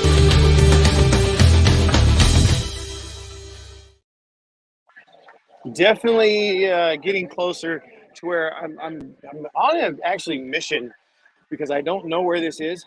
I've heard about it and I haven't actually seen it. So we're going to see if we can find what it is I'm looking for. But yeah, definitely Park Hopper Chopper. Go check it out. Now, I understand that you have a trip that you're going to go pick up some guests.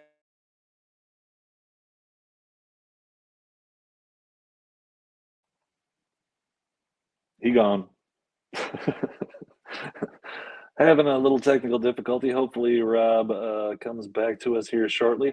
In the meantime, I'm going to cover one of his businesses real quick. Let's take a look at that.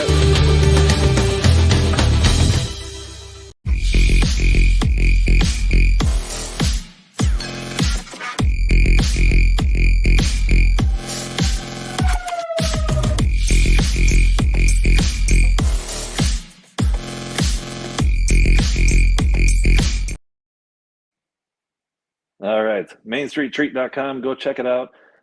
So what they do is they go into the parks, Universal, Disney, pick up all of your favorite snacks from Main Street, Rice Krispie treats, popcorn, like all that kind of stuff, and they ship it directly to your door. So looks like he's back. Let's get an update from him. But go check out mainstreettreat.com. It's amazing.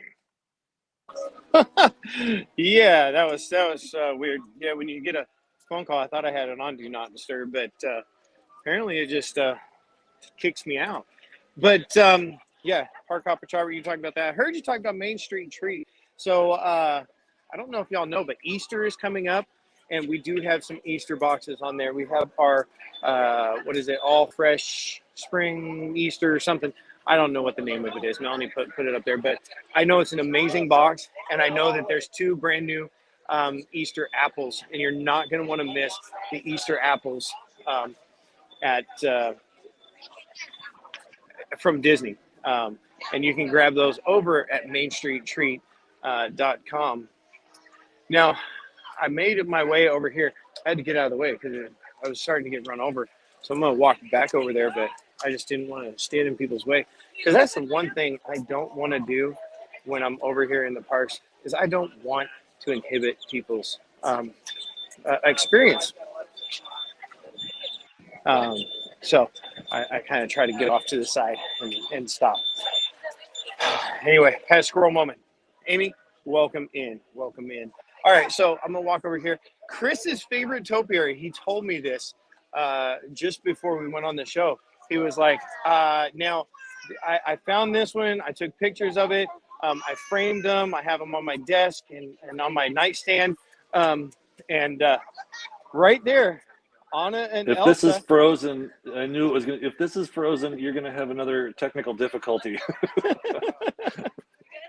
Anna and Elsa right here in, what do we call this area? Norway, right? I think, or something like that. The Netherlands or something. Yep. Yeah. You're in Norway. So, yeah, I love this area, all the Vikings. And have you ever been in this house right here? Right there? It's like a museum. I have not.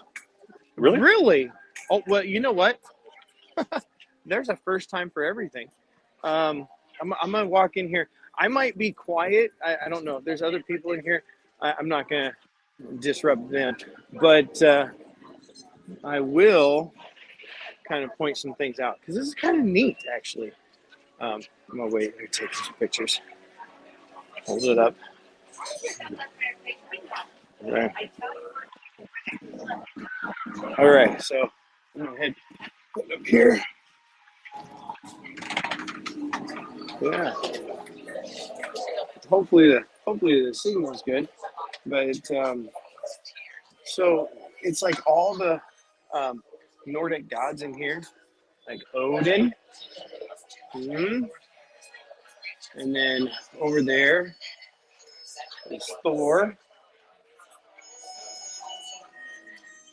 and then a couple of ways down here we'll see Loki. So how did I not know this was a thing? Right? And then check out there's the a lot of carving people in history. there. Yes. Now there's more people in here than I've seen. Usually it's not this busy, but yeah. So God of the Vikings. This is a neat little stop, especially when it's hot and you want to just get out of the sun and take a look. But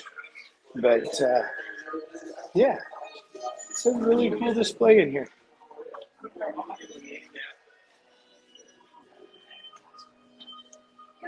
More carvings on the trees. See, I think this, we should talk about how Maelstrom should come back. Speaking of things that people complain about after they change them, I'm still complaining about the Frozen ride, and I want Maelstrom to come back, please. Am I alone in that? I wish I could. I wish I could like speak on it, but I don't remember it.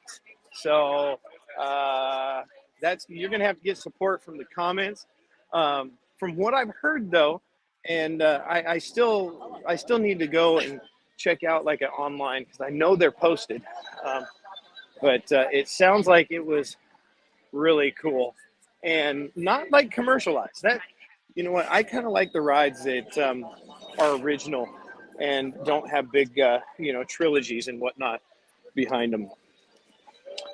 Yeah, I mean, and don't get me wrong, I don't really hate Frozen. It's just not my favorite. But for the amount of ride, backstepping. No, I'm not backstepping. I hate Frozen.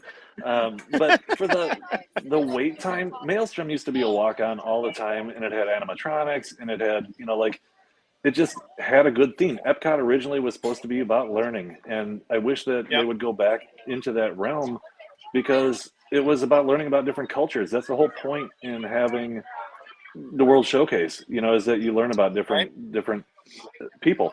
And that taught you about that history. And now you have a snowman ice skating and a bunch of screens, and it just doesn't do it for me. But obviously a lot of people love it because you can wait 85 minutes on a Monday to go ride the same boat and the same track that you were riding for Maelstrom, but you get to look at a snowman ice skating. I don't get it. I kind of like that snowman though. He's kind of funny.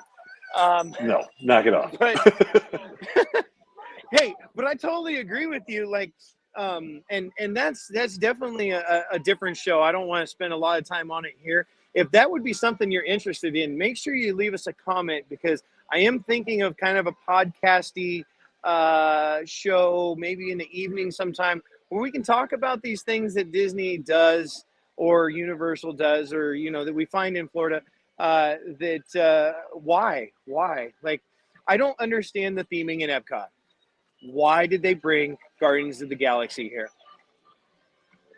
I'm going to leave it right there. And I want to turn to a topiary, though, okay? So here we have, I mean, come on, the trolls from Frozen. I kind of wanted to get into that conversation. I know we have to do it at a later date, but it gets me fired up because I couldn't agree more. Why is Cosmic Rewind in there? But okay, but I digress. Let's get off of that subject for today. We'll definitely.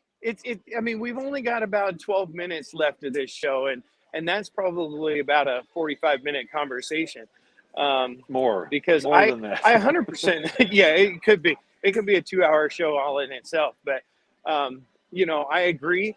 I love going through, you know, the People Mover, and when we go through that section and it talks about Epcot, and you see the layout of what Walt had originally visioned for Epcot.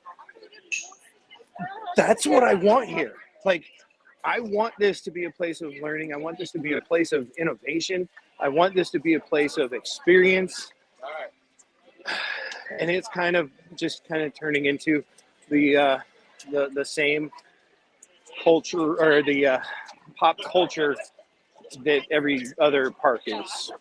It's turning into intellectual property. Yes, not intellectually.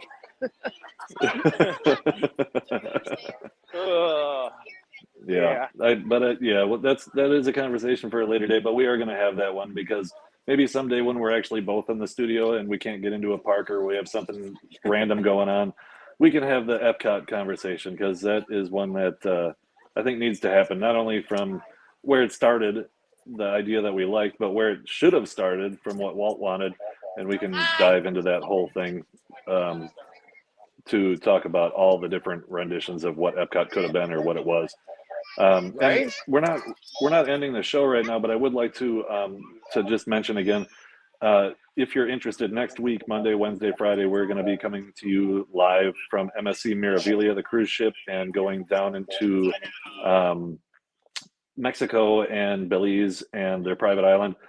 So if you're interested in that, we're going to have a lot of information on what that cruise cost and some tours of the ship and all that kind of fun stuff, because I think that you guys might be interested in that, because we certainly love it, and this is going to be our fourth cruise this year, third cruise this year, fourth cruise this year, and with them, and I'm hoping that you enjoy that, because we are excited. We board that cruise ship this Sunday, and we're on there for 7 nights, and we will Rob will be in the studio running the show, and we will be live from the cruise ship. So I hope you guys are looking forward to that as much as we're looking forward to being on it. Speaking of that, if you could throw up that slide for Not Just Cruising, if somebody is watching and they would like to go on that cruise with you, Chris, they could go right here to notjustcruising.com, and if there's availability, if there's rooms available. Ooh, here, go back to me real quick. Squirrel. Oh. I just wanted to get the monorail on there. So notjustcruising.com, we can book your cruise. It's not just cruising, but we do cruising. So you know, we can get you a great fee price on a cruise, but more importantly, it's all the stuff, all the extras that you get by booking through a travel agent. You might get some room credit. You might get a special show of some sort that isn't available to the rest of the guests on board. But yeah, come check us out at notjustcruising.com. There we are. So yeah, I had a little squirrel moment.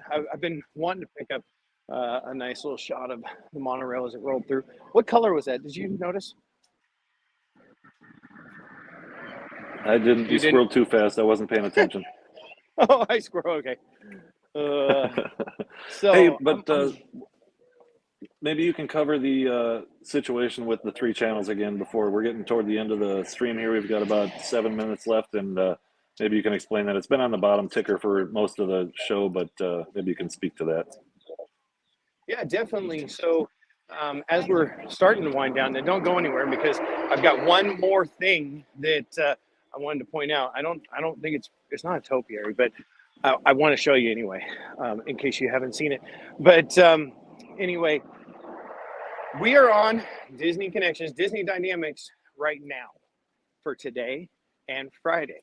But come next Monday, when Chris is on his cruise, we will only be on Florida Vacation Network.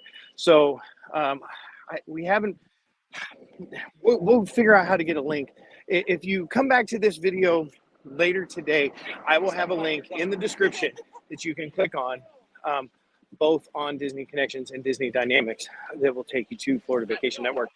You can also check out our other socials, Florida Vacation Network, on Instagram and Facebook, and then I don't remember what it is on TikTok. All those links will be in the description on this video, whether or not you're on Disney Dynamics, Disney Connections, or Florida Vacation Network. So go check out the socials. We're posting some shorts. I've got some interesting topics and some changes coming to the shorts. I actually haven't even talked to Chris about yet. So we're going to have that meeting this afternoon. Sorry, I was squeezing through some people there. But we're going to have a little chat and meeting because I got some really good ideas coming to you for the shorts. And I think you're going to like it. I think you're going to like it. And you're not going to want to miss it. So go check out Florida Vacation Network on YouTube if you're not already there.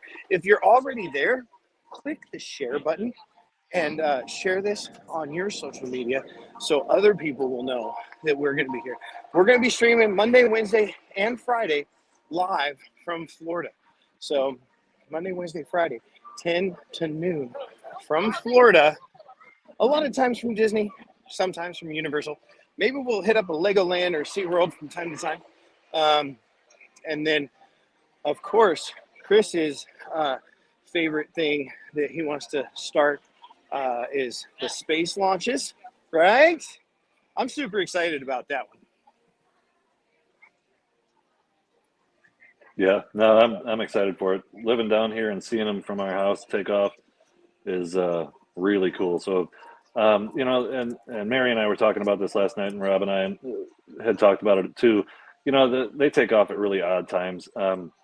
Whenever we get the chance, we will try and broadcast one live, but that doesn't fit to our 10 to 12 too often. So we probably will have to get down there, record it, and then add a video into our 10 to 12 live that we can just play it for you so you can check it out. When we do get a chance, though, we will definitely come live from down there so that you can be a part of that. But yeah, it's going to take a little finagling. That's the word of the day, finagle. I love it. I also love this. Little squirrel. I love it. He's just up there having grand old time in the grass. Yeah, so, whoo! Another great day. I love it. I love that we were able to be in here together for the whole thing. We didn't discuss it, but when we do go to the close, Chris, you're gonna hit that outro, which is actually the intro. But you got something else? You got something else planned? No, I just don't like being told what to do. Oh, well, it wasn't a telling. It was just a suggestion. I was kind of thinking that might be. So, all right. So the last thing I wanted to do is we're going to do a little walk around on this. Now, a few months ago, before Guardians of the Galaxy opened up, they had this all walled off. And my only view was right over here somewhere. I'm not going to go all the way, but it was right here. And that's what we could see. And I was amazed. I could not wait for this to open up because of that piece of art right there. I mean, that is amazing. Now, I did get to finally ride this, Chris. It was everything that you said it was going to be. It was pretty amazing. That yes, Main Street Treat. Thank you. Awesome. So This ride was everything that you had said it was going to be and more. What did you? It was all a bag of peanuts or something like that. I don't know. Yeah, it's an incredible ride, and while Rob gets mauled by his entourage, we're gonna have to start walking Rob around with some security. But no, Cosmic Rewind, if you if you have not ridden it yet, oh my gosh, it is a game changer coaster. It's amazing. The body feel. I don't know how else to explain it, but like the negative G and all the tight turns and all that kind of stuff is just such an incredible ride. Yeah, I need to take my Dramamine just a little bit earlier because I did. There was like a little bit, but just as I get older, coasters affect me a little bit. But if you're a coaster person like me, I didn't care. I didn't care that it took me a little while to recover afterwards because this ride was amazing. It was amazing. But I wanted to bring you to this backside because where we started on the other side there, that's all I could see for months when we came in here. And I remember doing like a short and like a reveal of it. And I didn't realize that the backside is amazing. That is totally cool. It even has like the little burn marks on the booster there and everything. So, thank you, Jesse. I appreciate that. Welcome in, Jesse. You're just in time for us to shut it down, but we're glad you're here. Well, hopefully you've pressed the subscribe and the bell and all that kind of stuff because we will be back on Friday. So. Yep, and I think we're ready to wrap it up. If you want to close out on your end, Rob, and then I'll close out, and we will see everybody back here on Friday. Perfect. All right, y'all. Well, totally appreciate you coming in today and hanging out with us. Hopefully you had some fun here at Epcot. We got to try one treat. I mean, it was more like a meal. That's the only reason I only tried one. In the future, maybe I'll have like a, person with me. Actually, to tell you what, I think Melanie is going to be with me on Friday over at Hollywood Studios. I can't guarantee it, but there's a possibility. So, we can snack and try different. Hit smash button, hit the smell, and out with you. Will be today. Florida Bay. Thanks for being here today. All right. So since he lost his audio there at the end, he was with us, but he wasn't with us completely. Thank you guys so much for being with us. And again, just this week on the 3 channels. Other than that, we are going to be just on Florida Vacation Network. So please go over and click the subscribe button, click the notification bell. And that's it. Thanks for hanging out with us today. Coming here from the studio, my name is Chris, and I'm not wearing any pants.